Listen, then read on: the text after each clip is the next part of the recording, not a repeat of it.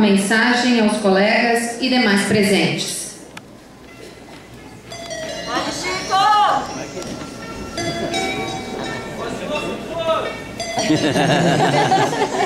Número 2.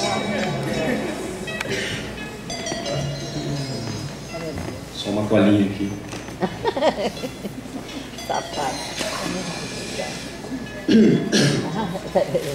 Boa noite a todos.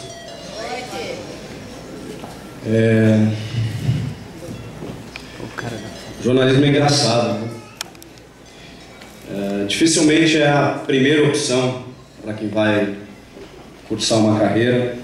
Esses dias um amigo meu me contou que perguntava por que ele escolheu o jornalismo e a resposta dele não foi para mudar o mundo, como muitos fazem. Ele respondeu assim: pelo mesmo motivo que vocês aqui. Ele estava no primeiro dia de aula. Eu não sabia nada de matemática. E é assim, jornalista briga com o outro nas redações, vai fazer plantão até tarde hoje? Bem feito, quem mandou não estudar. E é assim, não deu certo medicina, administração, engenharia, o direito. Não contem para ninguém, mas eu fiz 8 vestibulares para direito.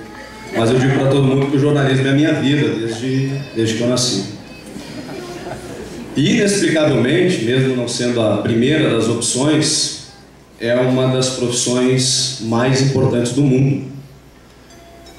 Tudo bem, isso pode ser um pouco de megalomania, né, de jornalista, mas se eu disser que é uma das mais influentes, aí eu acho que ninguém vai discordar.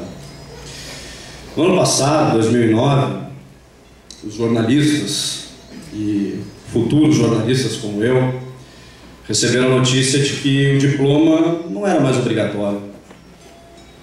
Foi uma decisão do Supremo Tribunal Federal, como todos sabem, que determinou que quem trabalhasse na área poderia solicitar o seu registro ao Ministério do Trabalho.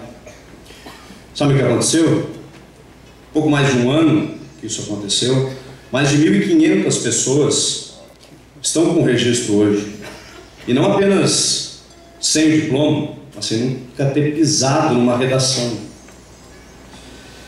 Mas no último dia 14 de julho agora, a gente teve um alento, a proposta de emenda constitucional que restabelece a exigência do diploma para jornalistas, ela foi aprovada.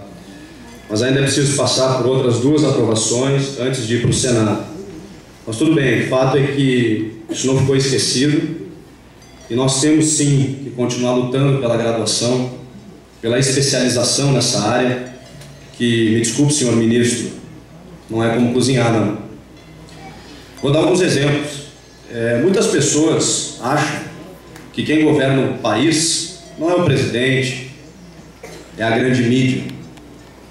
É a televisão, com a sua penetração, o seu poder de envolver e convencer as pessoas daquilo que aquela empresa acha que é importante. Vamos tomar isso por verdade. Vamos achar e fazer de conta que isso é verdade. Se alguém acha que isso é verdade, temos que nos conformar com isso? Simplesmente nos conformar que é esse tipo de jornalismo controlador e parcial que existe? Agora, falando sem teorias da conspiração, para quem acha que isso não é verdade, como eu, e que há jornalismo imparcial, sim, aí o pensamento já está maturado, já está pronto. Ou seja, se você pensa assim, você entende a verdadeira importância do jornalista. Ele reporta fatos, pelo menos deveria, traduz a realidade que ele vê, e não apenas com seus olhos. A realidade que ele aprendeu a enxergar conforme o que aprendeu na faculdade. Dar uma notícia não é simplesmente postar no Twitter que tem um incêndio no prédio do lado da sua casa. É preciso localizar o fato, verificar a dimensão do ocorrido, prestar serviço às pessoas que estão próximas e verificar se isso prejudica ou prejudicou alguma pessoa. Meio óbvio, né? Não, não é óbvio. Não é como seguir uma receita de culinária. Jornalismo não se faz em 140 caracteres. Jogo da velha, pronto, falei. Jogo da velha, fica a dica. Acreditem, vocês, que essa é uma das justificativas para a não exigência do diploma, a proliferação das redes sociais, dos blogs e afins. Agora eu pergunto, se alguém que você não conhece ou sabe que não é jornalista, dá uma informação que atinge você diretamente no Twitter ou em qualquer lugar, você vai imediatamente acreditar ou ligar para alguém mais próximo para confirmar? Ou ligar o rádio e a televisão para saber se é verdade? E se um jornalista com credibilidade, representando um veículo que você confia, posta no seu Twitter, por exemplo, a mesma informação, você certamente vai acreditar. A informação e a liberdade de expressão, elas estão aí, cada vez com menos censura, menos pudores e mais velozes. E qual é a função do jornalista no meio disso tudo? Uma delas, pelo menos, é o filtro. Filtro.